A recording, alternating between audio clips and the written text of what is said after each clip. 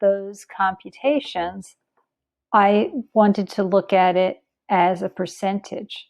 So I've only taken the first two entries here.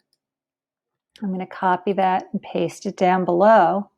You'll notice it represents still the same item, saving files on a flash drive, demonstrating safe removal from a flash drive. It has the years.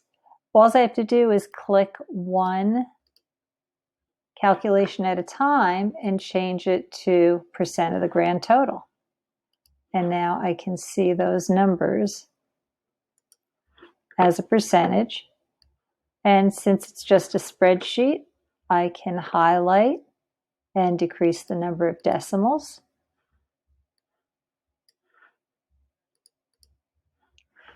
And another thing I'd like to point out is that when I first started working with these pivot tables, I initially had all of these skills just as this skill was not attempted this year, all students have mastered this skill, and I found it to be really helpful to number them. So if we take a look at the form